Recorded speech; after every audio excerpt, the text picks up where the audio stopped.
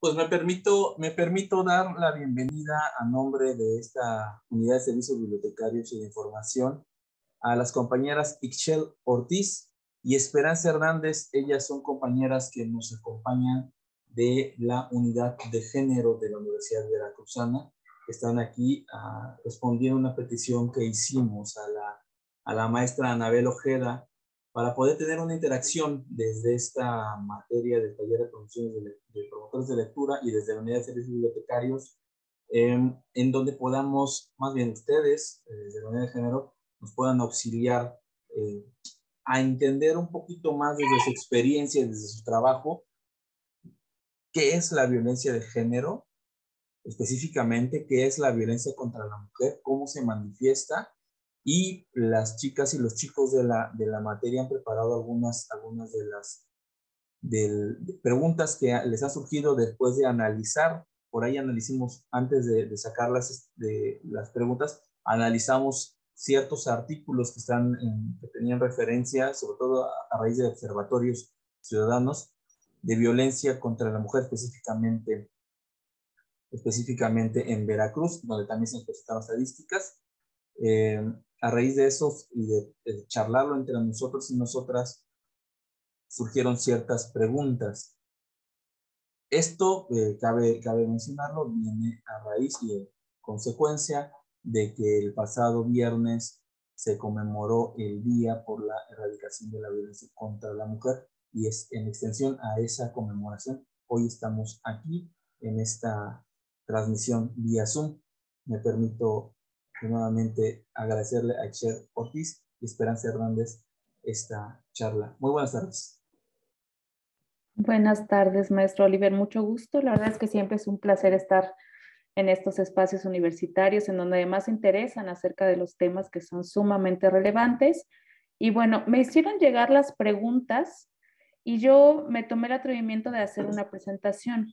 No sé si gustan que empecemos por ahí para generar el diálogo y ya después, en otro segundo momento, dejo de compartir la presentación y bueno, me expresan sus dudas o comentarios respecto del tema. Excelente, perfecto. Creo que me parece que es adecuado para contextualizar, y ya cuando concluyas le vamos dando la palabra a cada una de las chicas y de los chicos para que ellos sean quienes formulen sus dos preguntas, ¿vale? Ok, perfecto. Muchísimas gracias. Bueno, pues como decía el maestro Oliver, nosotras somos de la coordinación de la unidad de género y bueno, del área de capacitación, que es un área muy importante porque nos dedicamos a explicarles qué es la violencia de género, por qué existe la necesidad de que exista una definición de violencia con este apellido de género y bueno, todo que tenga que ver con la igualdad, con la equidad de género, las violencias que existen desde esta perspectiva, etc. Y bueno, primero es importante explicarles qué es la violencia de género. La violencia de género son aquellas conductas que con base en el sexo, la orientación sexual o la identidad y expresión de género atenten o dañen la dignidad de las personas. Esta es una definición que está en el protocolo para atender la violencia de género en la Universidad Veracruzana. Es importante que veamos aquí y reflexionemos. O sea, es la violencia que con base en el sexo, la orientación sexual y la identidad de expresión de género. Esta violencia surge a través de una lucha histórica en donde se quiere visibilizar la situación de la mujer con respecto del hombre, las desigualdades a las que nos enfrentamos las mujeres solo por el hecho de nacer mujer, y es por eso que la violencia de género se basa en esto. ¿Qué quiere decir? La violencia de género no la sufren los hombres que son heterosexuales, que se identifican con el género masculino y que son heteronormativos, por así decirlo, que están dentro de esta igualdad que se espera, de esta normalidad que se espera. Pero la violencia de género sí lo sufren hombres que tienen una identidad sexogenérica distinta a la que la norma social espera. ¿Qué quiere decir? Un hombre con orientación sexual distinta a la heterosexual, que su identidad sexogenérica es distinta a la que se espera, o sea, que no se identifica con el género masculino aún siendo hombre. Entonces también la violencia de género lo pueden vivir personas de la diversidad sexual y las mujeres. Pero los hombres que son heterosexuales, que se identifican con el género masculino, no sufren violencia de género. Y bueno, es necesaria prevenir la violencia de género primero porque es un problema de salud pública y es una violación grave a los derechos humanos de las mujeres y de las personas que son de la diversidad sexogenérica. Es por ello que existen tratados, convenciones y leyes en derechos humanos que protegen este tipo de violencia. O sea, imagínense que el problema tan grave a nivel mundial que existe la necesidad de que existan tratados, convenciones y leyes en derechos humanos. O sea, este tipo de leyes que son en materia de derechos humanos son internacionales y los estados las aceptan o no firmando los tratados, convenios y leyes. Entonces, imagínense, es un problema mundial que ha existido a través de los años y existe la necesidad de que se genere normatividad al respecto para proteger y prevenir contra la violencia de género. Y bueno, la violencia de género es frecuente. Se estima que el 35% de las mujeres de todo el mundo hemos sufrido violencia de género. Imagínense, en todo el mundo. Y en Veracruz, en lo que va de este año, se han presentado hasta la fecha 411 agresiones a mujeres y 69 feminicidios, lo cual es una fecha alarmante porque eso es lo que tenemos registrado, que se ha podido documentar a través de denuncias, a través de noticias o de que se ha detectado que existen feminicidios, pero tenemos un montón de cifras que no están oficialmente registradas. Entonces esta cifra puede que sea mucho más alta. Y bueno, la violencia de género tiene consecuencias graves y duraderas para quien la sufre y para sus allegados. La violencia de género tiene muchísimas modalidades, entonces no pensemos que únicamente es que me agredan físicamente y yo tenga una prueba física y visible acerca de la violencia de género, sino que también existe violencia psicológica, violencia económica, violencia patrimonial, institucional, etc. Y existen víctimas indirectas, por ejemplo, cuando somos mamás, si nosotras sufrimos algún tipo de violencia de género, la víctima indirecta va a ser el hijo o la hija, ¿no? Entonces es importante saber también que tiene consecuencias graves que se expanden a las personas que nos rodean también. Y bueno, preguntaban acerca del feminicidio. El feminicidio es la expresión más extrema de violencia contra las mujeres. El feminicidio es cuando se acaba con la vida de una mujer, pero con ciertos rasgos específicos. Y bueno, los conceptos de femicidio y feminicidio, con el contenido que actualmente les reconocemos, se desarrollaron en la literatura feminista desde principios de la década de 1990 para evidenciar tres cuestiones sustanciales. La primera, el sustrato sexista en numerosos asesinatos de mujeres y niñas. O sea, que tiene que haber una condición sexista de odio, de discriminación, de sometimiento, etcétera. La segunda, el androcentrismo de figuras aparentemente neutras como el homicidio. O sea, el homicidio existente antes no se clasificaba ni se hacía una diferencia entre feminicidio y homicidio. O sea, si asesinaban a una mujer con esas características de sexismo, de violencia sexual, de discriminación y de sometimiento, era igual homicidio, ¿no? Pero existe la necesidad también de que se modifiquen estos términos para visibilizar el tipo de violencia que vivimos las mujeres. Y la tercera es la responsabilidad directa e indirecta del Estado en estos fenómenos. O sea, el Estado tiene una obligación de garantizar la seguridad de todas las personas y la integridad. Y cuando esto no sucede y cuando vemos que existen altas cifras de feminicidio, que Veracruz tiene 2 alertas de género y va por la tercera, quiere decir que el Estado no está cumpliendo con su responsabilidad de proteger y asegurar la integridad de las personas. Entonces, estas tres cuestiones fueron sustanciales para que se luchara porque se visibilizara y se tipificara la figura del feminicidio. Y bueno, este feminicidio es importante que sepamos que es necesario que se ponga así como feminicidio porque pone al descubierto el trasfondo que confiere unidad de sentido a los asesinatos de las mujeres. O sea, ¿por qué están asesinando a las mujeres? ¿Por qué las mujeres somos objeto de asesinato con ciertas características? Y bueno, que tiene que ver con la violencia de género. O sea, no son hechos aislados, no son simples homicidios, sino conductas que se inscriben en el extremo final del continuo de violencia al que estamos sometidas las mujeres, como resultado del sistema patriarcal en donde estamos posicionadas en una condición de subordinación y discriminación. Y bueno, esto también es muy importante que lo entendamos porque el sistema patriarcal es un sistema social en donde al hombre se le posiciona jerárquicamente por encima de la mujer. Y esto quiere decir que la mujer tiene que estar subordinada, tiene que ser sumisa, o se espera que tenga una condición menor en en cualquier circunstancia, menor que la del hombre. Y bueno, el factor de riesgo para sufrir feminicidio es horrible, pero es simple y sencillamente que seamos mujeres.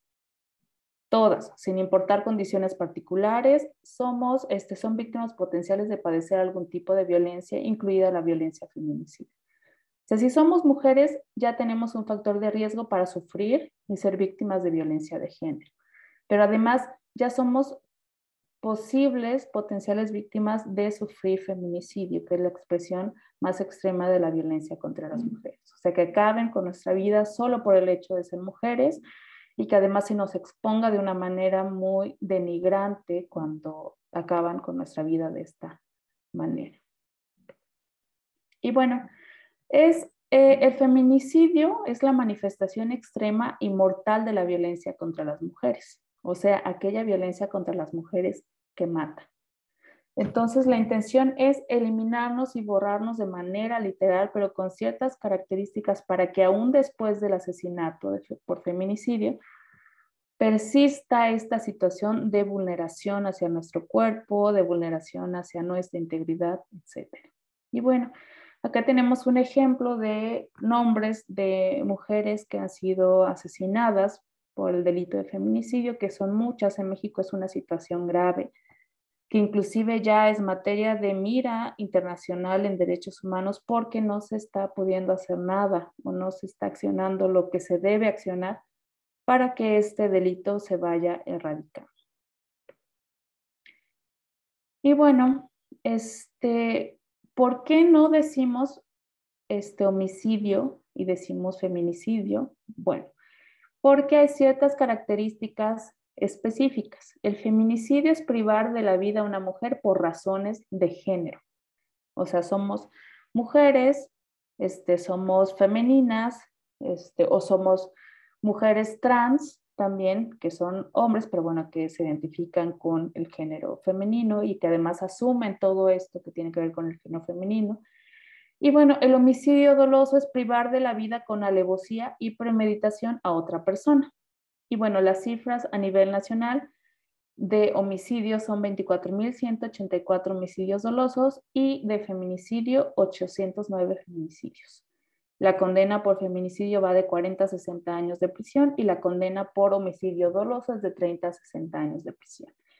Y bueno, las características del feminicidio es que haya lesiones o mutilaciones previas y posteriores al asesinato. O sea, les digo que exista una intención de denigrar el cuerpo de la mujer aún después de haber sido asesinada. Y bueno, el homicidio es privación de la vida con alevosía y premeditación, pero que no tiene que ver con razones de género, ni de sexo, ni de denigrar, ni de subordinación, ni de control, ni de decisión sobre el cuerpo de las otras personas. Y bueno, a partir del 2018 es importante decir que todas las muertes de mujeres por violencia de género se investigan bajo el protocolo de feminicidio. Entonces, deben seguir todas estas pautas para que se maneje como feminicidio cuando es por situaciones de violencia de género.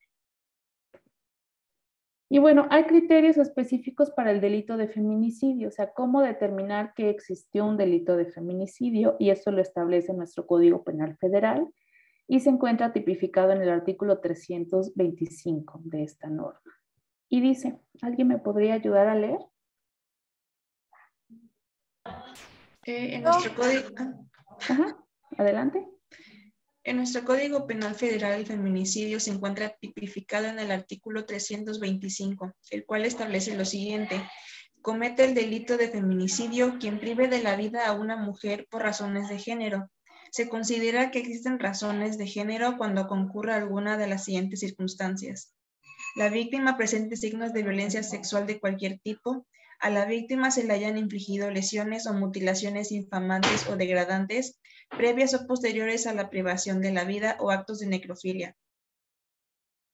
Existen antecedentes o algún tipo de violencia en el ámbito familiar, laboral o sujeto a la víctima. Haya existido entre el activo y la víctima una afectiva si establezcan que amenaza, acoso o lesiones de activo en contra de la víctima. La víctima haya sido indicada cualquier de la y el víctima sea expuesto en un lugar público. Es correcto. Muchísimas gracias. ¿Qué podemos observar aquí?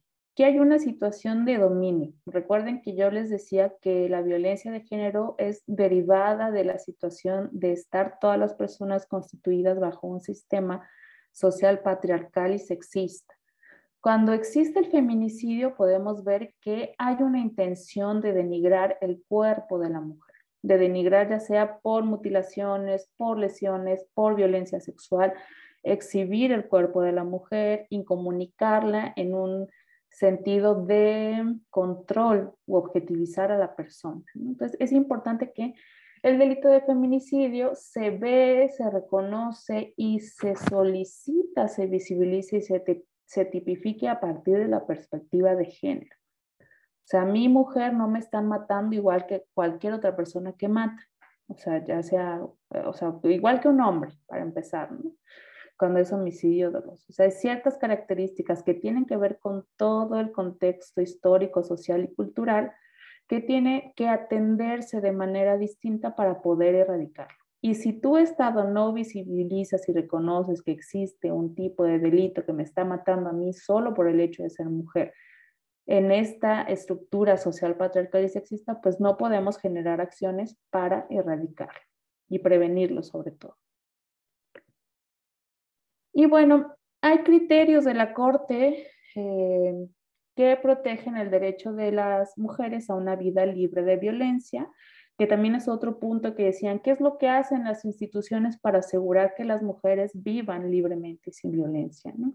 Y la Suprema Corte de Justicia de la Nación, que es el máximo tribunal constitucional y es la máxima autoridad en México, pues tiene criterios y establece criterios para proteger el derecho de las mujeres a una vida libre de violencia. A veces existe mucho el reclamo de los hombres en donde dicen, bueno, es que nosotros también sufrimos violencia, ¿no? Inclusive sufrimos violencia por parte de otras mujeres. Eso es correcto y es una realidad también.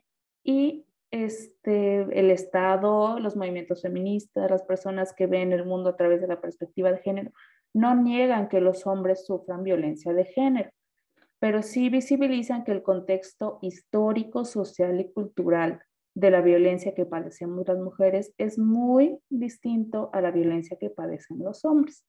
Que en general esta violencia que padecen los hombres es cometida también por otros hombres, en la mayoría de los casos. Entonces es importante que analicemos y visibilicemos siempre dentro del contexto histórico, social y cultural cuál ha sido la posición de la mujer. Y a mí me gusta ponerles el ejemplo,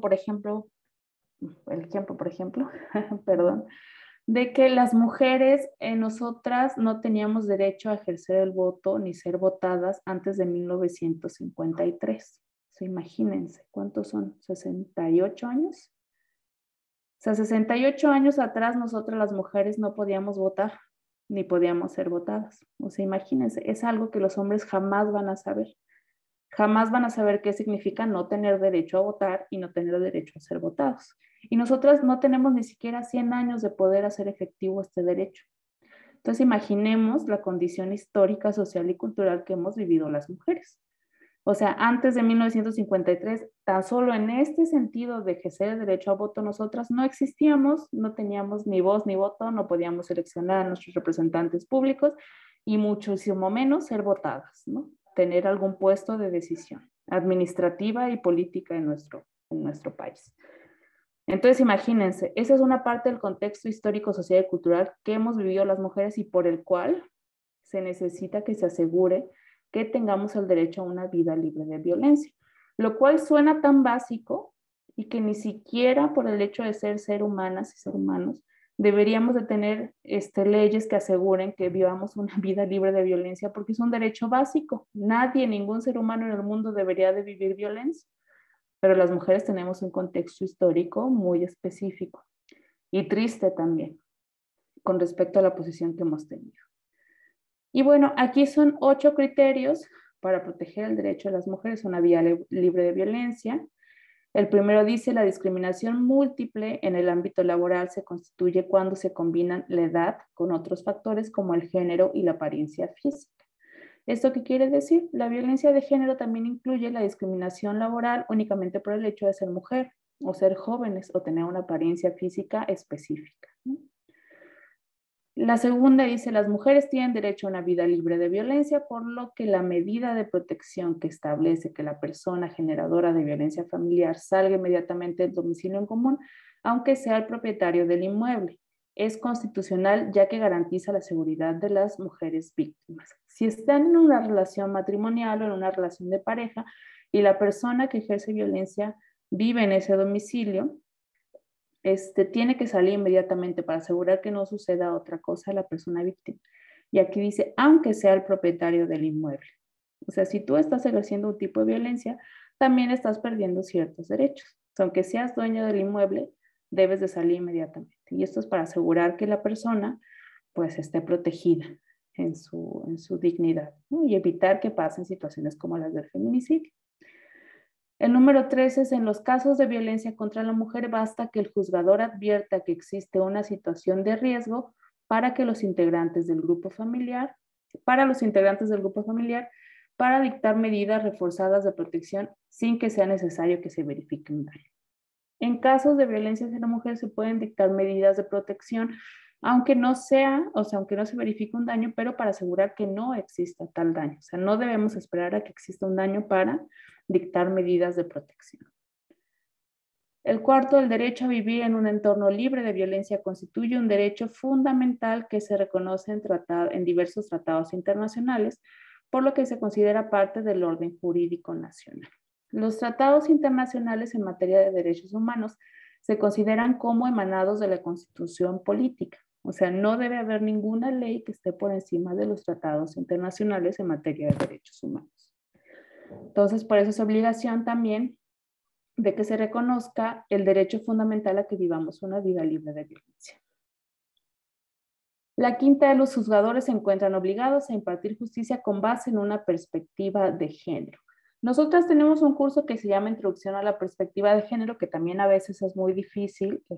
Escuchamos hablar mucho de perspectiva de género, pero no sabemos bien a lo que se refiere. Y hay una analogía muy famosa que se llama mirar el mundo a través de los lentes de la perspectiva de género. Entonces, cuando uno ve el mundo a través de los lentes de la perspectiva de género, empezamos a visibilizar esas desigualdades que existen y aquellas violencias que hemos normalizado. Entonces, es importante que impartir justicia se haga desde y con una perspectiva de género. O sea, que podamos reconocer las condiciones sociales, históricas y culturales de desigualdad a la que nos hemos enfrentado las mujeres, como ejemplo del voto. Que podamos checar también y reconocer que existen discriminaciones solo por el hecho de ser mujer, en situaciones tan comunes y básicas, por ejemplo, que antes mujeres que desempeñábamos el mismo puesto que un hombre no ganábamos igual solo por el hecho de ser mujer. Entonces, esto es juzgar con perspectiva de género. Y en realidad el mundo, todas las personas las deberíamos de ver desde esta perspectiva para poder generar condiciones que favorezcan la igualdad y la equidad. Y bueno, juzgar con perspectiva de género en cuestiones de alimentos cuando hay juicios de materia familiar, pues no puede cargarse sobre la madre unilateralmente el deber de manutención de los hijos, ya que el cuidado conjunto significa un incremento en la calidad de posibilidades de los hijos, igualdad de oportunidades de los padres. Históricamente, el rol de la mujer ha sido el rol de cuidadora. O sea, solo por el hecho, en algún momento, ya como nosotras nos embarazamos, a alguien se le ocurrió decir, bueno, pues las mujeres van a estar al cuidado de los hijos, a cargo de la educación, va a correr a cargo de ellas, la educación de la casa, y bueno, el hombre es el proveedor que sale, ¿no? Pero esto es una situación de desigualdad, porque es un rol de género que no tiene sentido. Aunque nosotras nos embaracemos, el cargo del cuidado y educación de los hijos en el ámbito del hogar corre a cuenta de los dos padres, padre y de la madre. O sea, el rol de género no tendría por qué existir porque es una situación de discriminación y de desigualdad. Las mujeres también tenemos derecho a trabajar, tenemos derecho a salir, etcétera, y es una tarea de corresponsabilidad. Entonces es por eso que para cuestiones de alimentos se tiene que juzgar también con perspectiva de género. Reconocer que hay una desigualdad si la mujer se queda a cargo de los hijos y que también le imposibilita desarrollar otras actividades y que el cuidado de los hijos también implica un gasto económico y de energías. El otro es todo caso de muerte violenta de mujeres, incluidos los que parecerían haber sido por motivos criminales, suicidio y algunos accidentes, deben investigarse con perspectiva de género para poder descartar o corroborar si se trató de un feminicidio. Recuerdan que les dije que todas las muertes de mujeres ya se tenían que investigar desde el protocolo de feminicidio. Y entonces esta es una tesis que tiene que ver con un criterio que protege el derecho de las mujeres a una vida libre de violencia.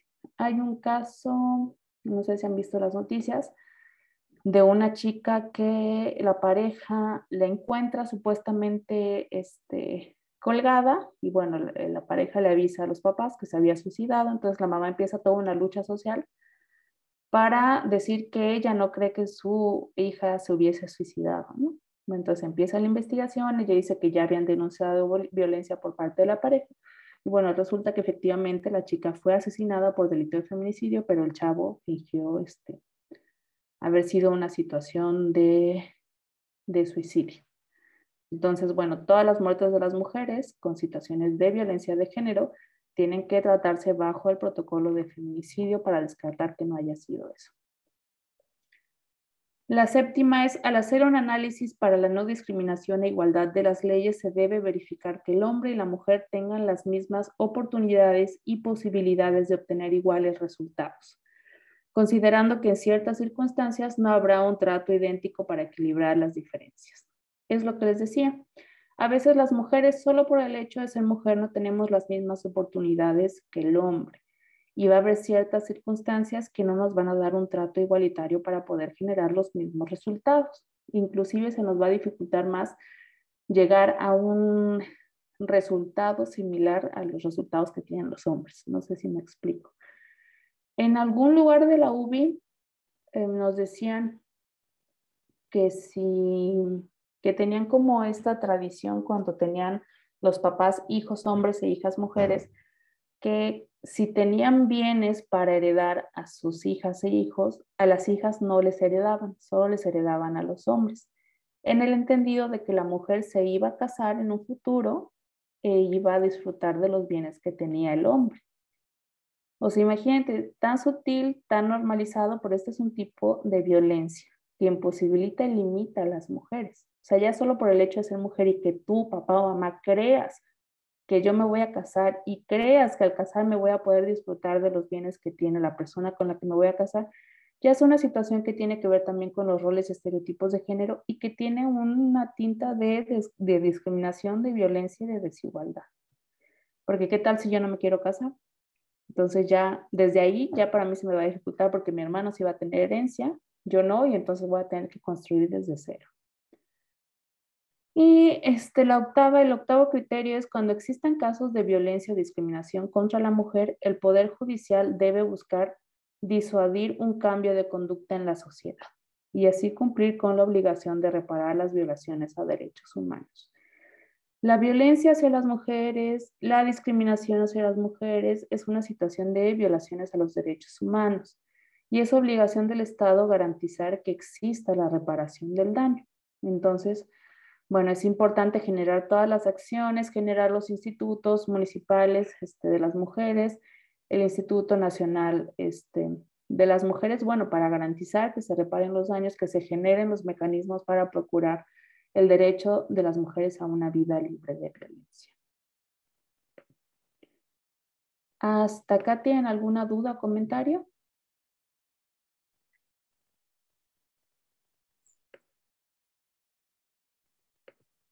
Pues la idea venía un poquito a hacer la batería de preguntas. Me parece que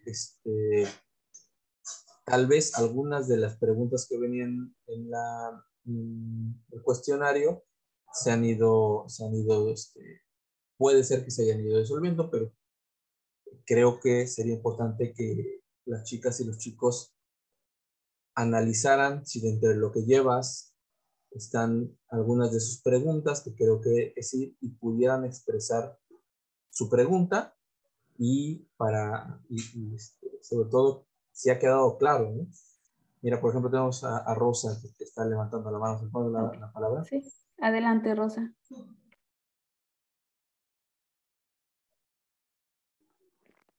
Bueno, más que nada un comentario,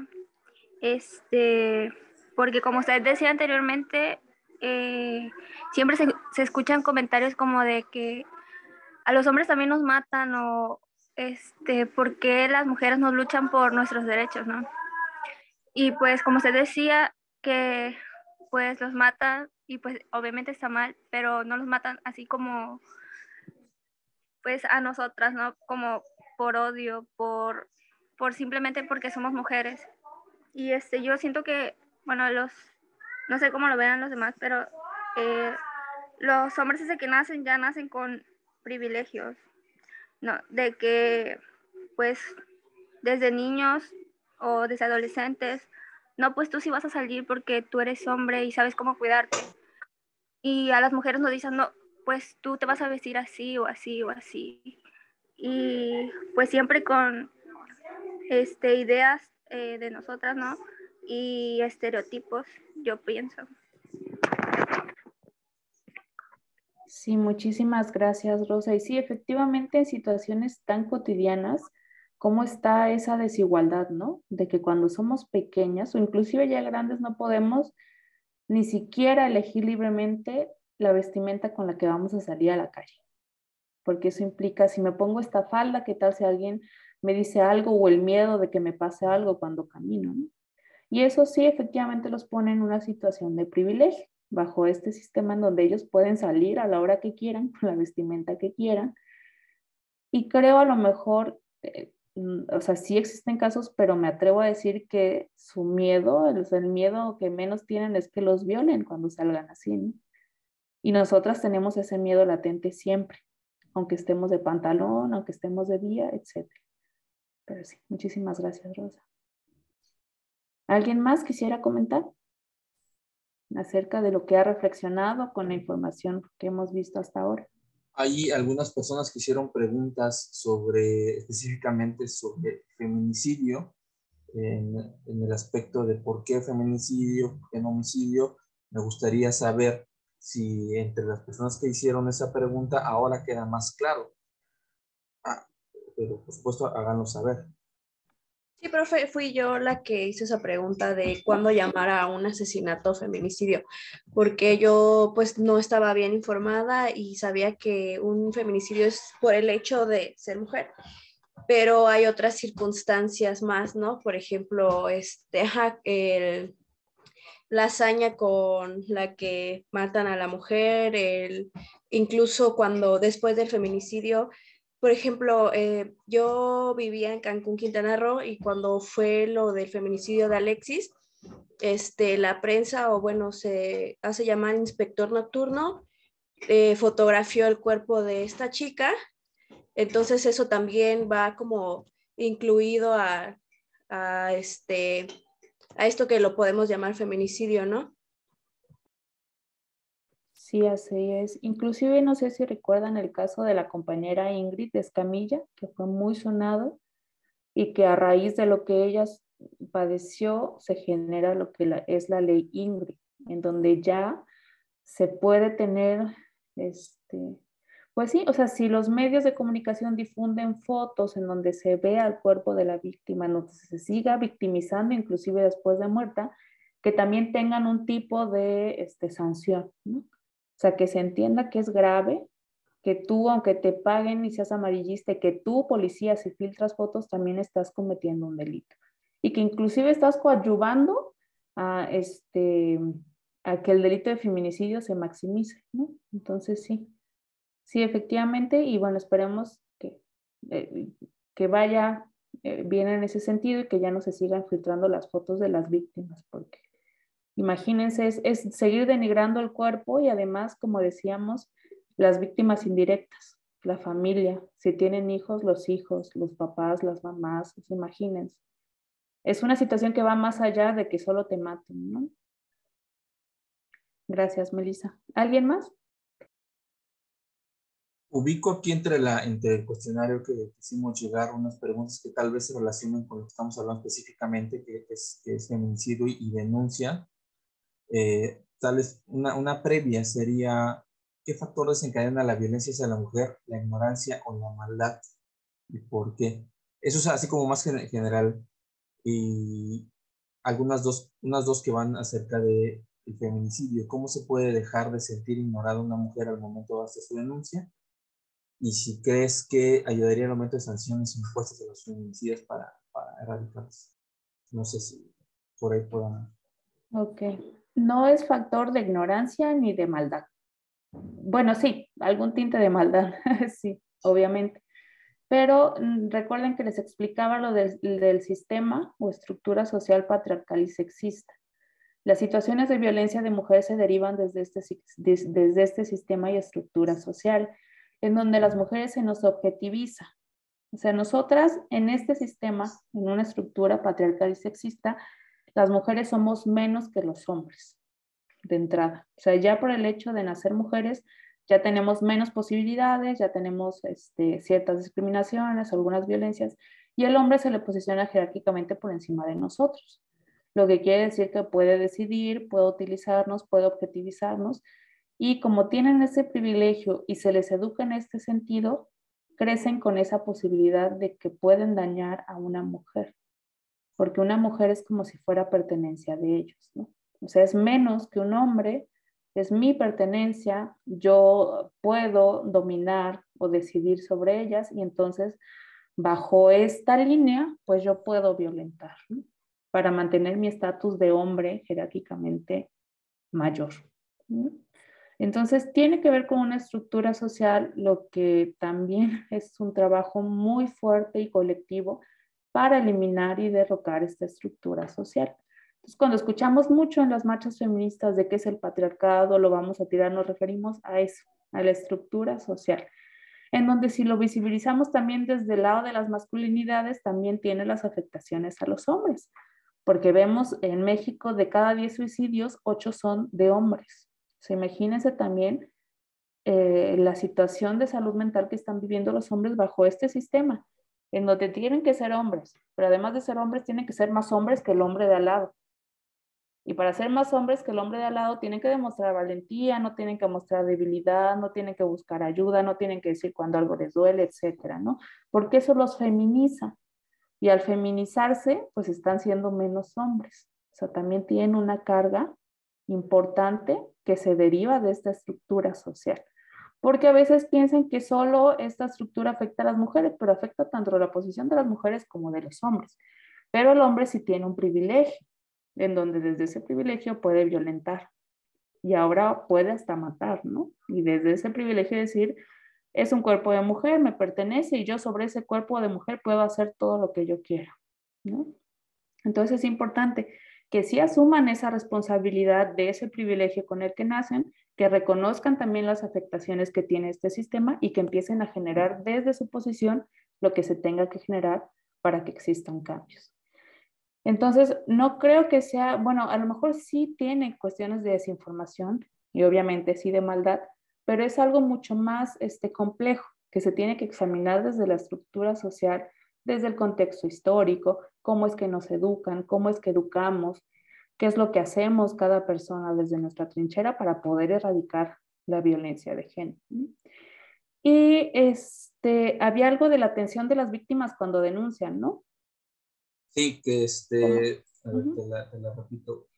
¿Cómo se puede dejar de sentir ignorada a una mujer al momento de su denuncia? Y lo otro era que si creías que al aumentar las sanciones se disminuiría los feminicidios y la violencia. Creo que todo esto, la verdad es que sí es complejo, pero lo que quiero que entiendan es que es una estructura social. en la que estamos y en la que caminamos, en la que nacemos, y que ya está preformada, ¿no? Ya predispuesta.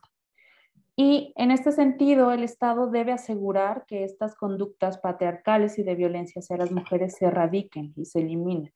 Y esto tiene que ver con la atención en la denuncia, porque bajo este sistema de pensamientos es que se culpabiliza a la mujer de lo que le pasa. O sea, decíamos hace ratito, ¿no? No podemos elegir libremente nuestra vestimenta, o si tenemos hermanos, al hermano se le dice, bueno, tú sí puedes salir porque sabes cómo cuidarte, ¿no? Pero tu hermana no, y no salgas porque es peligroso, ¿no? Y en este sentido también se replican las fiscalías. Cuando van a denunciar o cuando vamos a denunciar algún hecho de violencia, por ejemplo, de violencia sexual, ¿no? Que es una situación también que es de mucha violencia y de atentar hacia el cuerpo de la persona, a las mujeres se le cuestiona, ¿por qué saliste tan tarde? ¿O por qué te emborrachaste? ¿Por qué ibas vestida así? Cuando no tiene sentido que a mí me pregunten por qué salí tarde, por qué estaba tomada, cuando nadie tiene derecho a violentarme en ningún sentido.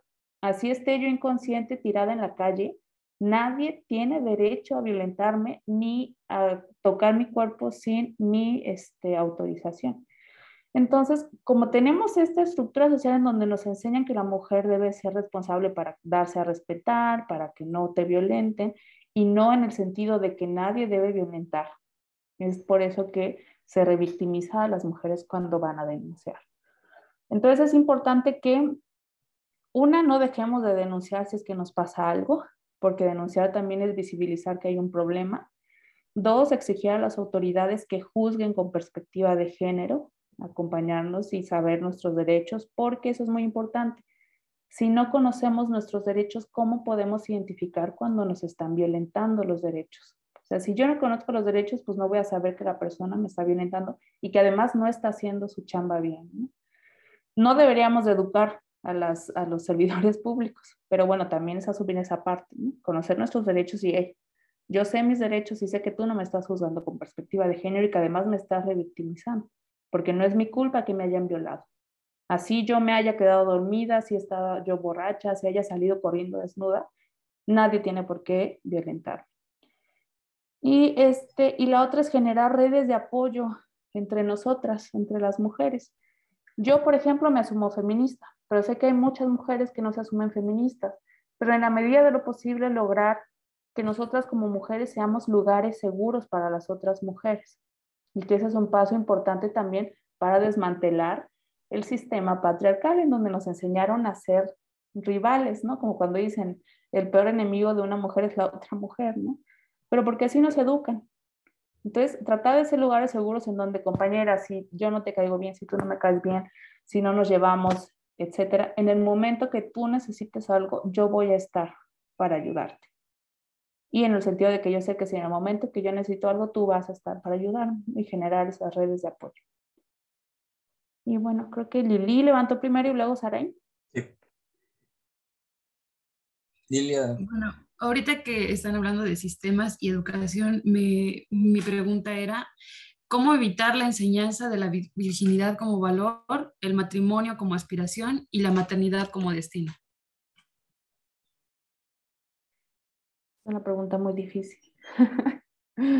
Pero pues creo que el cambio viene a través de las nuevas generaciones, ¿no? Y de reconocer aquello que a mí, a veces sin intención, porque creo que los padres y las madres hacen lo que pueden con lo que tienen. Bueno, hay brechas generacionales, pero que causan como cierto daño al tener esa expectativa de cumplimientos de roles, porque esos son roles de género, ¿no?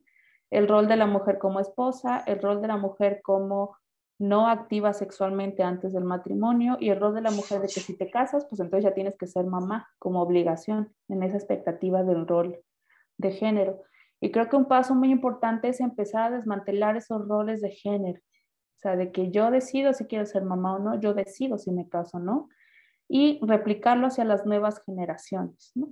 Desde el simple hecho de que puedan jugar libremente, en el sentido de que los juguetes no tienen género, de que un niño puede jugar a la muñeca y una niña puede jugar al fútbol y que pueden decidir libremente. Yo creo que desde ahí se empiezan a desmantelar esos roles de género, ¿no? Y los estereotipos que tenemos de la mujer cuidadora, de la mujer sensible, el hombre rudo, dominante, etcétera. Pero sí creo que es un trabajo en colectivo y en comunitario para que se puedan generar todos estos cambios. O sea, hay una responsabilidad importante desde lo que yo hago y decido diariamente, o sea, desde mi entorno, pero también en lo que se replica hacia los demás. Porque tenemos un problema en donde nos enseñan desde los comerciales de los juguetes ahorita que viene Navidad, cómo te ponen a la niña con el nenuco y luego pasan uno de Hot Wheels y son niños, ¿no? Entonces empezar a desmantelar como estas estructuras de pensamiento. Y es un trabajo complejo, difícil, pero no imposible. Y creo que generando estos espacios también es una oportunidad importante. Pero sí, es desmantelando los roles y estereotipos también. Y eso me lleva a mi segunda pregunta, que es ¿cómo desconstruir a personas construidas en micromachismos? Creo que esa no es una tarea que nos corresponde, porque además de que es titánico, no podemos hacer mucho por los demás. O sea, podemos asumir lo que nos corresponde a nosotros y a nosotras y a partir de ello generar los cambios. A mí no me gusta, por ejemplo, la palabra micromachismos, porque es machismo o no lo es, pero no hay micros. O sea, machismo es machismo. Y creo que tenemos que entender también en ese sentido para no minimizar las violencias. O sea, yo no puedo hablar de un micro cuando está siendo machista en cierto sentido, ¿no?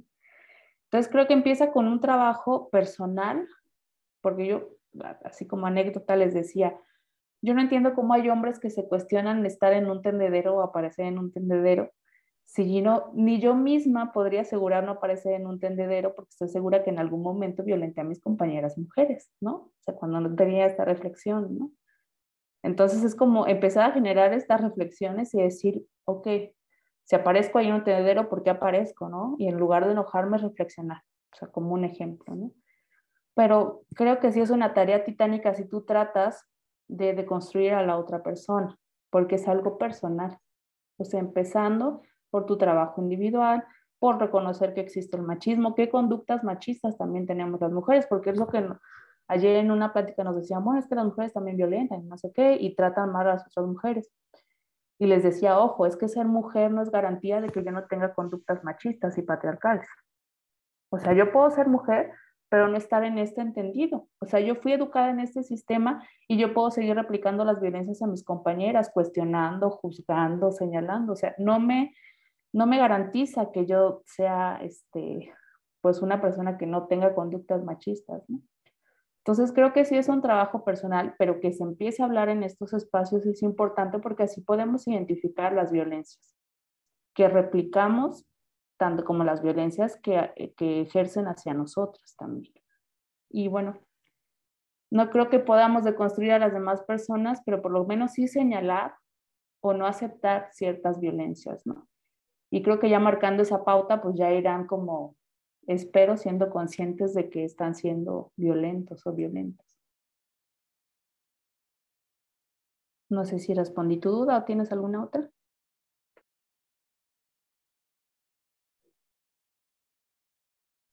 ¿No?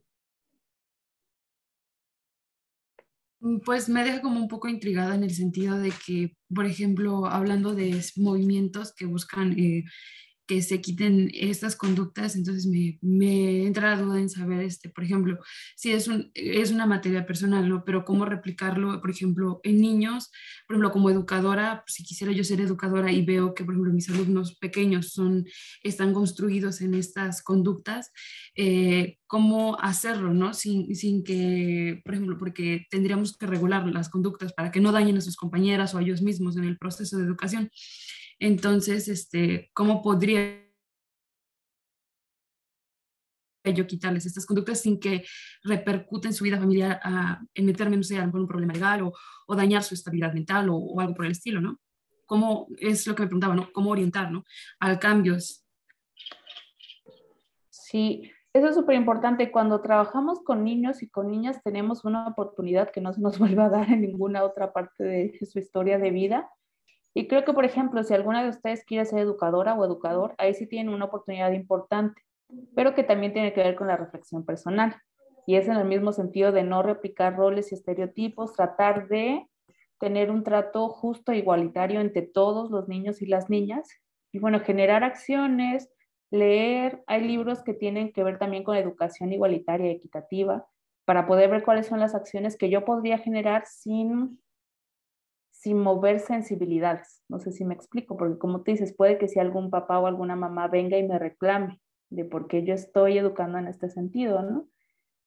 Pero bueno, es una tarea titánica que sí se puede hacer, y si nos vamos educando y nosotras y nosotros leyendo en justicia, igualdad, en perspectiva de género, podemos encontrar caminos, sobre todo cuando trabajamos con niños y niñas, que es una oportunidad como de oro, ¿no? Cuando tenemos esa posibilidad. Pero bueno, si quieren, en algún momento les podemos compartir lecturas, les podemos compartir los manuales que acaban de salir para juzgar en perspectiva de género, o algunos libros que también son para niños y niñas, que bueno, pueden ayudar a que se pueda empezar desde chiquitos y chiquitas a educar sutilmente, ¿no? Porque así como sutilmente normalizamos violencia, si nos meten ciertas situaciones, también sutilmente podemos empezar a romper los roles y estereotipos de género. Gracias, Lili. Te tomamos la palabra, Ixchel, sobre todo porque esta es una materia que trata sobre la promoción de lectura. Creo que nos funcionaría muchísimo tener bibliografía que nos puedan auxiliar para abundar en el tema, ¿no? Abundar en el tema. Y parte de las dinámicas que se realizan desde la promoción de lectura también van enfocadas a niños y a niñas. Entonces nos serviría tener este tipo de materiales que están dirigidos a ellos. ¿Te parece que pasamos a la pregunta de Saray? Sí, Saray, gracias. Bueno, ahora toda esta cuestión de discriminación, me surgió la pregunta de si las denuncias por feminicidio se priorizan o tienen que pasar cierto tiempo para procesarlas, como por ejemplo cuando hay un caso de desaparición, donde te piden un tiempo mínimo de 72 horas. Ya no existe el tiempo mínimo en situaciones de desaparición. Es importante porque las primeras horas son fundamentales para lograr encontrar a la persona con vida, en cualquier sentido. Eso también en materia de derechos humanos fue que se analizó y dijeron, bueno, ya no tienen que pasar tantas horas. O sea, si tú, la persona se comunica contigo constantemente y de repente se dejó de comunicar 3 horas, o sea, en estricto sentido tú podrías ir a denunciar por desaparición. Las cuestiones de feminicidio y de violencia a las mujeres se tendrían que atender inmediatamente para asegurar también que no pueda escalar. Por ejemplo, la violencia de género, para evitar que pueda escalar una situación de feminicidio, se tiene que atender de manera inmediata. Se debería, les digo esto porque la realidad social pues es otra. O sea, sabemos que si vas a denunciar a una fiscalía, pues son situaciones tardadas, a veces pues hay ciertos contextos que no favorecen, pero se deberían de atender de manera inmediata. Y cuando muere una mujer, les digo que ya se tiene que atender, o sea, cuando se asesina una mujer bajo el protocolo de feminicidio de entrada. Aunque no sepa si fue feminicidio o no, se tiene que atender de acuerdo al protocolo de feminicidio para descartar o para corroborar. Porque también históricamente muchas veces, como les decía, muchos hombres o fingían caídas por las escaleras o fingían suicidios para evadir la justicia también. Y bueno, o sea, se debería de atender de manera rápida, al igual que las desapariciones, pero bueno, la realidad social es otra. Y además de que una parte de la reparación del daño es asegurar la justicia. O sea, aunque las mujeres estén muertas, parte de la reparación del daño de lo que les sucedió es asegurar la justicia, es asegurar que las personas que las asesinaron estén en la cárcel, asegurar que sus familias estén seguras, porque imagínate, si asesinan a una mujer, quedan los hijos, quedan los papás, quedan las mamás, quedan las hijas, pues no van a estar seguras y seguros si la persona que cometió el delito sigue en la calle. Entonces sí, se deberían de atender rápidamente. Esperemos que eso pase pronto. Gracias. Esperemos que se erradique el feminicidio y que ya no exista la necesidad, pero bueno, también sino que las autoridades hagan su chamba. Gracias. Rosa, adelante. Sí, lo que dijo mi compañera Sara y me llevó a la pregunta de que si usted cree que si hubieran consecuencias más severas para agresores, disminuirían notablemente los casos de violencia de género o en ese caso, pues feminicidios. Sí, Pues definitivamente se deben de generar acciones. Yo soy de la idea, obviamente, de que paguen, que cumplan condenas, pero que también el Estado debe asegurar la no repetición, que exista justicia restaurativa en el sentido de asegurar que la persona no vuelva a cometer el delito, ¿no? Que también se investigue por qué lo cometieron, qué sucede, que se lleve todo el procedimiento que se deba llevar, o sea, con gente que pueda estar en atención psicológica o psiquiátrica o lo que se tenga que hacer, pero asegurar, ¿no? Porque creo que el sistema judicial, de a título personal, en donde solo se castiga y se encierra ya no está siendo suficiente. Entonces se tienen que generar otras acciones, en donde no solo se encierre, sino también se responsabilice y pueda generar cambios de conducta en la medida de lo posible, ¿no? Y bueno, fíjense que hay un documental que no sé si supieron de las jornadas sobre violencia masculina, que se llama La máscara con la que vivimos, que habla acerca de las masculinidades y ahí tienen un círculo de hombres que están en la cárcel por asesinar o por ciertas cosas, ¿no? Y ellos reflexionan acerca de sus violencias y hablan, se las recomiendo por si quieren verla, está en YouTube. Y bueno, también es parte de esto de la justicia restaurativa, ¿no? No es justificar, pero sí es visibilizar aquello que no vemos también, ¿no? O sea, la estructura patriarcal afecta la posición del hombre como de la mujer frente al mundo. Y bueno, empezar pues sí, desmenuzar todo esto que tiene que ver directamente con la violencia de género. Y bueno, Jacqueline. Sí, buenas tardes. Bueno, mi pregunta va enfocada por qué el caballerismo se ve como una agresión a las mujeres o por qué lo ven así las feministas. ¿Cómo el caballerismo? La caballerosidad, supongo que está. Ok. Sí. No, híjole, es complicado. No es que se vea como un tipo de agresión, pero sí tiene que ver con la situación de posiciones y de estructuras jerárquicas. O sea, eso de que te abran la puerta, de que te cedan el paso, de que no sé qué, es como tu mujer eres débil, o sea, no puedes hacerlo, entonces yo te lo tengo que hacer. Y bajo este argumento de caballerosidad, pues te estoy minimizando las cosas que tú puedas hacer en ese sentido. Pero no es que se vea como violencia, sino que tiene que ver con estas estructuras sociales y las condiciones y las posiciones en donde estamos, ¿no? Porque, por ejemplo, a mí me puede gustar mucho que me abran la puerta, ¿no? Entonces, si yo me siento cómoda con ello, o sea, no hay nada que me violente, ¿no? Pero si yo ya te dije, no, a mí no me gusta que me abran la puerta porque yo puedo salirme perfectamente, y tú lo sigues haciendo reiteradamente, pues entonces sí, ya es una situación de que, o sea, no estás escuchando lo que yo deseo, lo que yo prefiero, ¿no? Y creo más en ese sentido que es a veces cuando el caballerismo, la caballerosidad, pues se tornan violentos, ¿no? Cuando te dicen o te tratan de mantener como alguien muy bajo ese estereotipo de delicada o de no poder hacer las cosas, cuando se torna violento. Pero, por ejemplo, si a ti te gusta que te regalen flores, que te abran la puerta y lo hacen y a ti te gusta, o sea, no tiene por qué haber ningún tipo de violencia, pero si lo hacen en ese sentido de que a ti te gusta, no por el sentido de que yo como hombre tengo que hacerlo porque tú eres mujer y eres delicada y no puedes. No sé si me explico.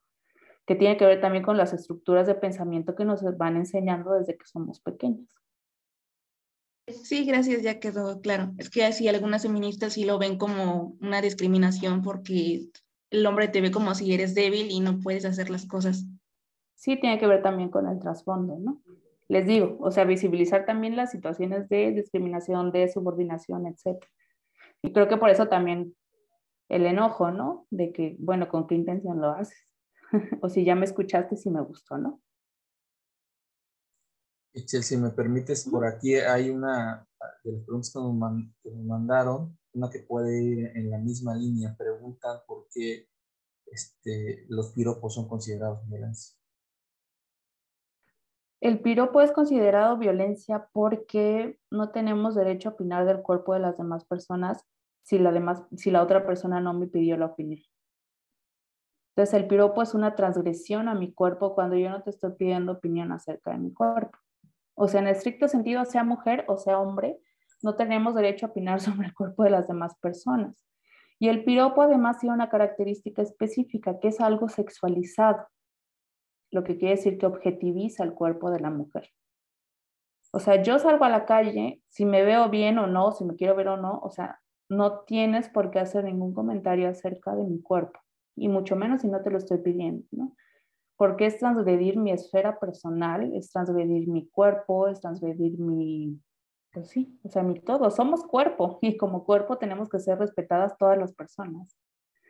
Y el piropo tiene esa característica, que es con característica sexual, con una característica de, bueno, puedo opinar yo sobre tu cuerpo porque siento que puedo y me gusta, ¿no? Y me siento también dominante en ese sentido. Entonces, bueno, el piropo tiene esta característica sexual que transgrede también mi cuerpo y que, bueno, en estricto sentido es violencia. Por eso también los piropos o comentarios sexualizados ya están también como violencia de género. De que habló sobre la caballerosidad. Ajá, y adelante. lo iba a referir justo con un ejemplo de un piropo, ¿no? Lo iba a relacionar porque en alguna ocasión iba yo por la calle con una compañera y a ella le dijeron un piropo sobre su trasero, pero a mí me pareció un tanto ofensivo, pero ella lo tomó muy de una manera que le gustó. Y yo le dije, ¿no te molestó? Y dice, no, a mí me gusta que me digan esas cosas sobre mi cuerpo. Y le dije, ok. Y he tenido la oportunidad de que le han repetido ciertos piropos, como usted dice, ¿no? Los piropos tienen la característica a sexualizar el cuerpo, ¿no? De la otra persona. Entonces yo creo que aquí iba a relacionar de que pues también depende de que si a mí me ofende, porque también hay personas a quienes les agradan, ¿no? Que le digan que pues cosas relativas a su cuerpo. Y ese era un comentario que iba a relacionar. Y lo otro es que creo que estoy muy de acuerdo con lo que menciona respecto del sistema judicial que tenemos. Yo creo que tenemos un procedimiento penal muy, muy débil, aun cuando se ha reformado y todo. Yo creo que lo que debemos de hacer es reformar de fondo. Y el personal que está a cargo, yo creo que debe de ser, actualmente pues es personal más joven, pero sin embargo siguen con las prácticas antiguas. ¿Por qué? Porque están enseñados por personas que pues de hace años, ¿no? Y de alguna manera tenemos esa cultura todavía machista, tanto hombres como mujeres. Y como yo estoy muy de acuerdo en lo que dice que no solamente es que estén encerrados y ya, no. Yo creo que hay circunstancias y estas personas también, yo creo que también necesitan sanar, ¿no? Esa actitud que tomaron y de alguna manera lo que ya no queremos como sociedad es que sigan existiendo y que se repitan esas acciones. Y desafortunadamente, nuestro sistema judicial, la verdad, no prevé nada de esto, simplemente encierra y ya. Además, las condiciones en las que se encuentran, creo que muchas veces salen de ahí y la mayoría salen con peores actitudes, porque también son víctimas ahí adentro, porque también pues sufren abusos, ¿no? Golpes y todo. Y yo creo que no se trata de seguir ejerciendo violencia, ¿no? Sino que yo creo que lo que tratamos y lo que pedimos es que pues se acaben estos tipos de acciones, tanto en contra de hombres como mujeres. Y pues como desafortunadamente nosotros como mujeres tenemos esta desventaja, ¿no? Que por el solo hecho de ser mujeres, ya, pues tenemos esta gran desventaja que podemos ser víctimas de feminicidio. Y también yo creo que las pláticas, yo me considero que soy una persona que ha cambiado a través de las múltiples charlas que he escuchado de este tipo de conferencias y clases que he tomado también. Yo creo que si podemos día a día, nosotros como sociedad, difundirla, yo creo que sí podemos hacer algo. Y obviamente cada uno, desde nuestra familia, desde lo personal, desde los compañeros de trabajo. Creo que esa es mi opinión. Así es, muchísimas gracias, Isaura. Y sí, efectivamente, pero mira, sabes que con respecto a tu comentario del piropo, a tu compañera le gustaba, pero la persona que hizo el piropo no sabía si a tu compañera le gustaba, ¿no? Entonces ahí es también donde marca la diferencia. Yo, ¿por qué voy a ir opinando o haciéndole piropos a las personas si yo no sé si les gusta o no, ¿no? Entonces ahí también está la parte de transgredir la libertad de la otra persona, ¿no? Entonces también tenemos que reflexionar acerca de ello. Y sí, por ejemplo, algunas de mis compañeras feministas me van a ahorcar, pero creo que todas las personas somos víctimas del sistema, todas, y somos afectados. Y sí, las mujeres definitivamente se debe reconocer que tenemos una posición de desventaja desde el momento en el que nacemos, pero si nos ponemos a visibilizar desde una manera integral, todas las personas somos víctimas del sistema patriarcal y sexista, ¿no? Y sí, hay ciertos tintes, ¿no? Que tienen que ver también con situaciones de sociopatía o psicopatía, etcétera. Pero bueno, hay que visibilizar también y generar las estrategias, ¿no? Porque en realidad no tenemos un sistema de reinserción social, como decía Isaura. Salen de la cárcel y no se reinsertan socialmente. O sea, puede que salgan con más coraje, puede que salgan con más, o sea, recargados, ¿no? De lo que tuvieron que pagar ahí. Entonces hay que generar nuevos sistemas. Y sí, sobre todo en las situaciones del sistema judicial, capacitar mucho a las personas en materia de derechos humanos y perspectiva de género. Porque como les decía, yo puedo ser fiscal mujer y eso no me salva de que yo juzgue a la compañera que viene a denunciar. Bueno, pues es que tú también, ¿para qué es que algo que dicen mucho en las fiscalías? ¿Para qué provocaste a tu marido? Pues por eso te pegó, porque tú lo provocaste, ¿no?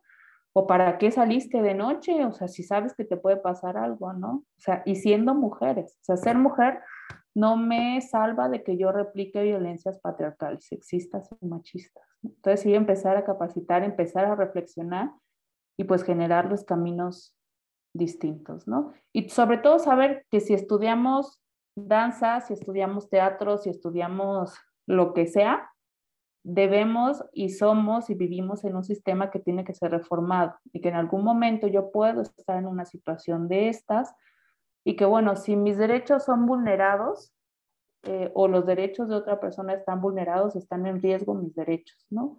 Cada vez que se vulnera un derecho, están en riesgo de vulnerarse los derechos de todos y todas las demás personas.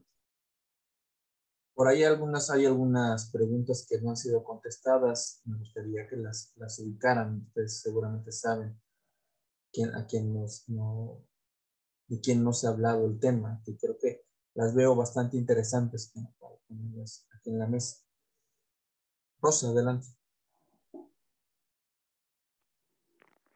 Sí, yo tenía otra pregunta que es que ¿usted cree que la dependencia emocional es un factor que te impide salir de un lugar en donde sufres violencia?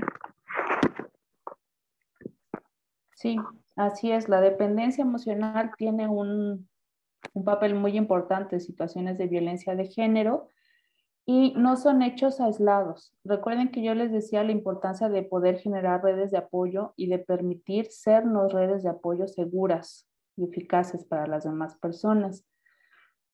Estamos educadas todas las personas en este sistema patriarcal y sexista, ¿no? Donde las mujeres tenemos que ser sumisas, tenemos que ser dependientes, pues sí, ¿no? Como esos dos principales estereotipos que se nos ponen que perpetúan la violencia de género y que nos imposibilitan salir de situaciones de violencia de género. Porque bueno, nos da miedo que nos señalen, nos da miedo salir, nos da miedo también salir de esa relación y que nos genere otro tipo de situaciones, ¿no? Sí, la dependencia emocional es un factor muy importante, por eso también está la lucha en no revictimizar a las personas, sino decirles, bueno, es que está ahí porque quieren, ¿no? Si se le pega, pues ya que le sigan pegando porque no se salen, ¿no? Cuando en realidad tendríamos que ver qué hay de trasfondo, qué otros riesgos existen y por qué no se puede salir de esa relación, ¿no?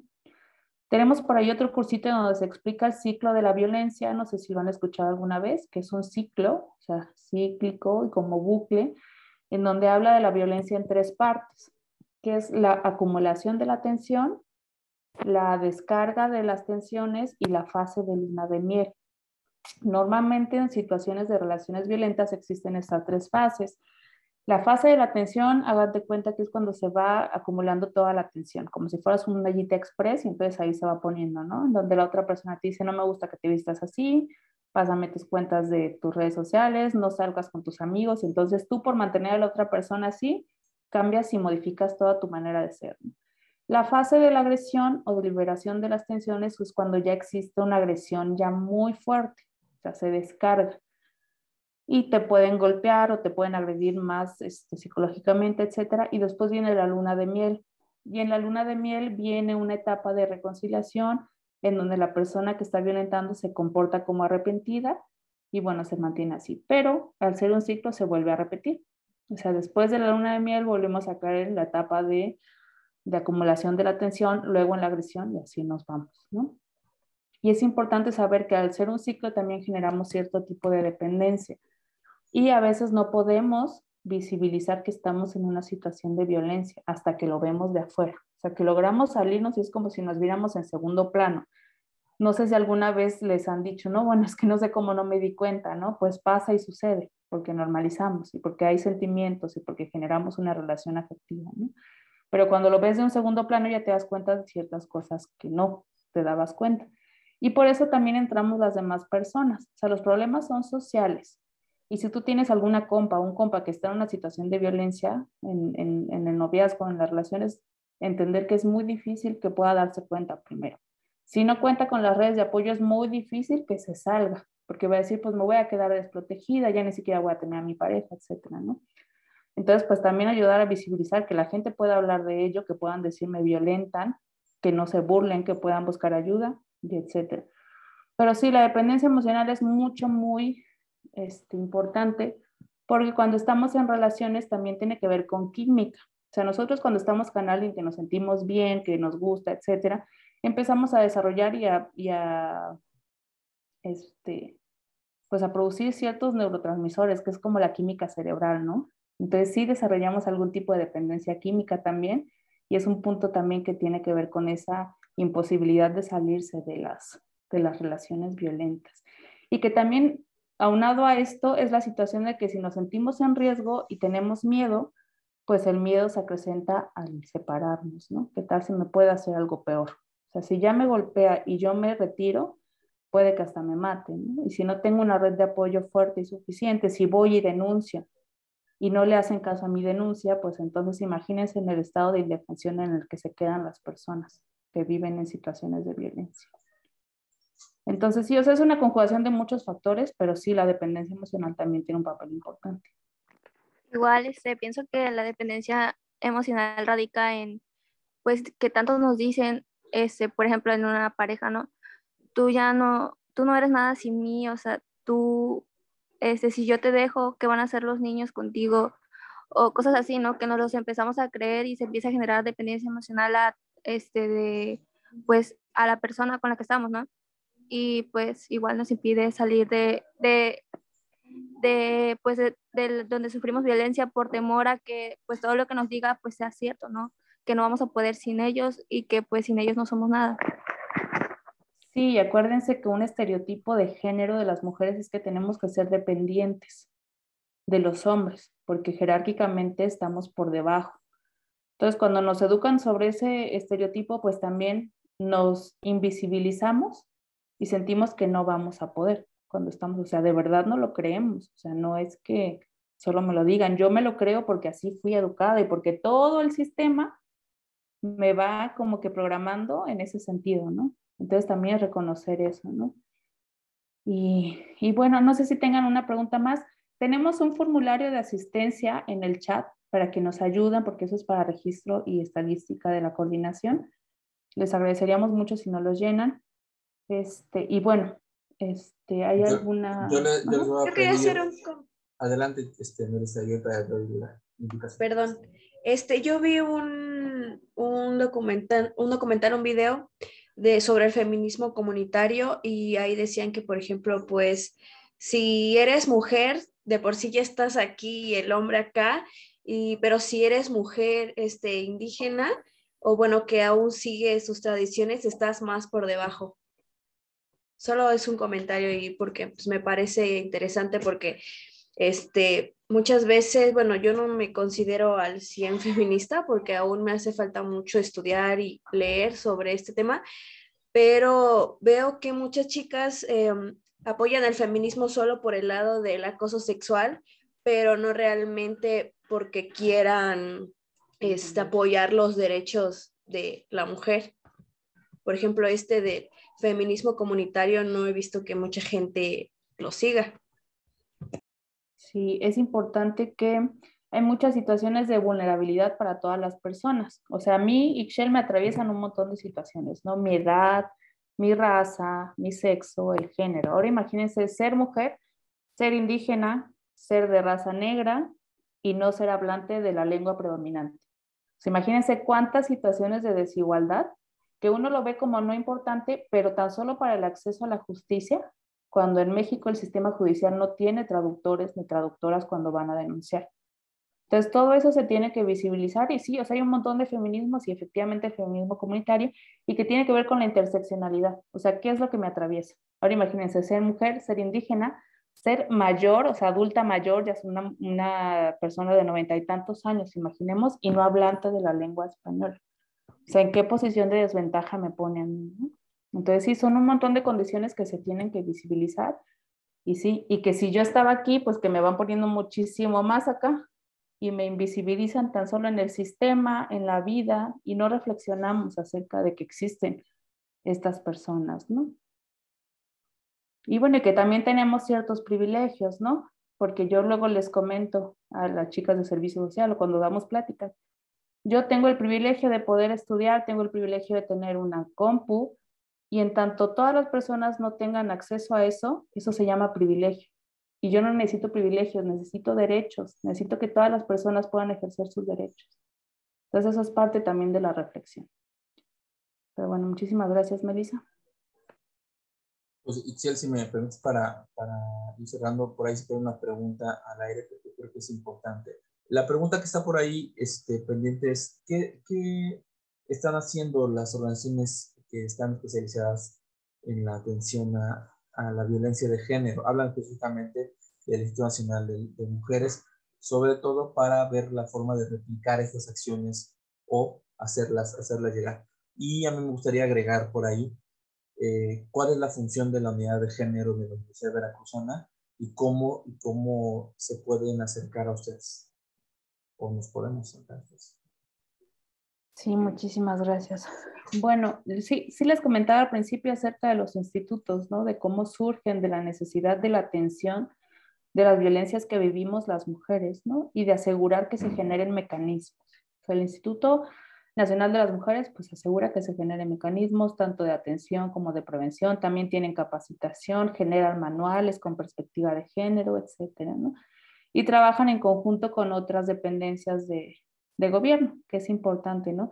Y sobre todo también tienen estadísticas con perspectiva de género y saber, ¿no? O sea, no solo saber cuántas mujeres, cuántos hombres, sino todos esos tintes que hay acerca de, como decía Melissa, de interseccionalidad, sexo, género, raza, etcétera, ¿no?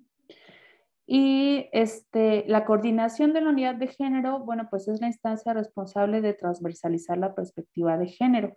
¿Qué significa esto? Transversalizar es que la perspectiva esté presente en todo el quehacer universitario. O sea, que en las decisiones que se tomen, en las políticas que se generen, en los procedimientos que se lleven, en la cátedra, o sea, los maestros y las maestras tengan perspectiva de género. Y bueno, creo que es un avance muy importante porque es asegurar y visibilizar la importancia de esta, ¿no? Y que además debe estar presente en todo, hasta en las matemáticas, que luego nos dicen, es que, pues sí, hasta en las matemáticas, en las arquitecturas, en la música, en todo, ¿no? Debe estar presente la perspectiva de género. Y además, pues es de muy reciente creación, porque se creó en el 2004, bueno, espérense, 2014. Entonces, es muy poquito tiempo históricamente hablando. En mi historia 10 años son nada. Pero bueno, es un avance porque ya se generan los mecanismos también para que haya una igualdad, o sea, se generan los caminos de equidad para que exista la igualdad entre hombres y mujeres al interior de la universidad. Y además, también da asesoría en situaciones de violencia de género. de asesoría y seguimiento. O sea, esperemos que nunca tengan alguna situación de violencia de género, pero si tienen, pues está el protocolo donde están los procedimientos, pero además existe la coordinación de la unidad de género en su área jurídica donde les dan asesoría. También se canaliza si necesitan atención psicológica o asesoría legal. Y bueno, estamos en el área de capacitación, que intentamos pues, generar estos espacios con ustedes, explicar qué es la perspectiva de género, hablar de derechos humanos, de derechos de las mujeres, por qué esta necesidad, que a veces existe mucho el reclamo de, bueno, es que a los hombres también, pues sí, pero vamos a analizarlo, ¿no? En las situaciones de desventaja y de desigualdad. Y bueno, nos pueden contactar en la página de la coordinación, que está en la página principal de la UB, se van hasta abajo y existe una pestañita que es coordinación de la unidad de género. Ahí están nuestros contactos, ahí está el catálogo de capacitaciones también, porque tenemos varios temas. También si en algún momento tienen alguna duda de algo o hacer algún estudio o su tesis o lo que sea acerca de o con perspectiva de género, también les podemos auxiliar o contactar con personas que son especializadas. Y bueno, eso es lo que hace la coordinación a grandes rasgos. Ixchel, muchísimas gracias. Muchas gracias a ti y a también Esperanza por ser aquí inteligente de lo que se requería. Gracias por esta explicación. Me parece que sí se abordaron desde el momento de la presentación y las preguntas y respuestas que se surgieron aquí. Sí se abordaron los temas que estaban llamando la atención. Sabemos muy bien que el tema es muy extenso, pero hay puntos básicos, esenciales para poderlo comprender de mejor manera. Yo deseo, y seguramente les agradecerá igual, que no sea la última vez que tengamos este contacto para poder seguir analizando el tema de parte del servidor. Gracias por toda la comunicación que hemos tenido a lo largo de estos días para que se logre generar esta actividad. Y me gustaría darle la palabra a Alessia Graciela, que es la directora de esta unidad de servicios. Sí, pues nuevamente muchas gracias. La verdad es que nos han compartido información muy, muy valiosa y creo que sobre todo para las chicas y los chicos de esta experiencia educativa. Y bueno, muy probable que esta grabación aparezca después en nuestro canal de YouTube y pues ojalá que la vean muchos más estudiantes, muchas más personas, porque creo que esta información es lo que puede ayudarnos a ir cambiando, ¿no?, la situación que se vive y generando cierta semillita en las personas para entender más sobre esta perspectiva de género, porque creo que a veces no queda claro de qué se trata la perspectiva de género, de qué se trata la violencia de género, de qué se tratan los feminicidios. Y se minimizan los términos, hay mucho desconocimiento. Entonces creo que esto que ustedes nos aportan nos puede ir ayudando a esclarecer, a que se entienda, ¿no?, de una manera mejor de qué se trata y que es en beneficio, ¿no? Definitivamente creo que todo este trabajo tiene que ir abonando a esta cultura de paz por la que trabaja la universidad y por la que también creo que todos nosotros trabajamos y nos interesa llegar.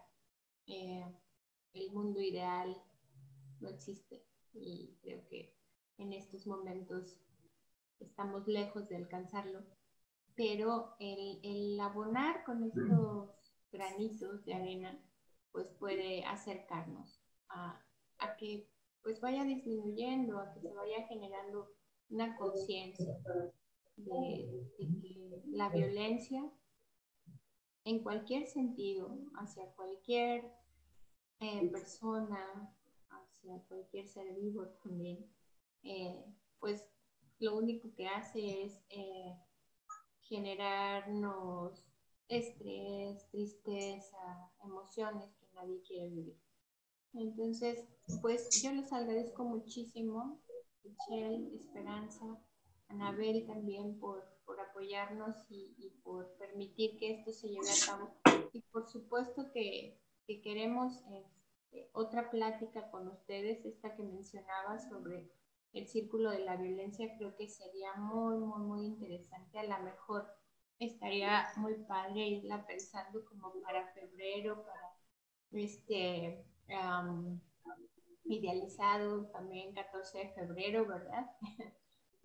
A lo mejor cabría muy bien tener una plática al respecto sobre este círculo de violencia y que los jóvenes se vayan dando cuenta de que romantizar las relaciones de pareja a veces no es tan saludable, ¿no?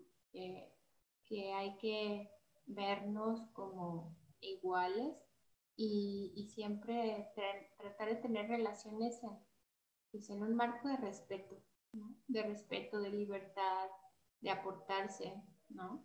De perder esta idea del control, de querer siempre estar vigilando al otro, que no se me pierda de vista. Eso yo creo que no es saludable para nadie y es parte de la violencia, ¿no? Entonces, pues les agradezco mucho y pues ya lo platicamos un poquito después, pero pues ojalá y lo vayan tomando en cuenta. A mí me interesaría mucho y creo que a Oliver también que esta plática se llevara a cabo. Pues la vamos agendando y todas las que pudieran salir, si hay otras que ya tengan por ahí preparadas, porque estos temas creo que son fundamentales y hay que divulgarlos y hay que tenerlos ahí siempre presentes y darlos a conocer. Entonces, pues muchas gracias. Gracias también a quienes participaron, a quienes se animaron a hablar. Es muy importante la participación de todos en estos temas.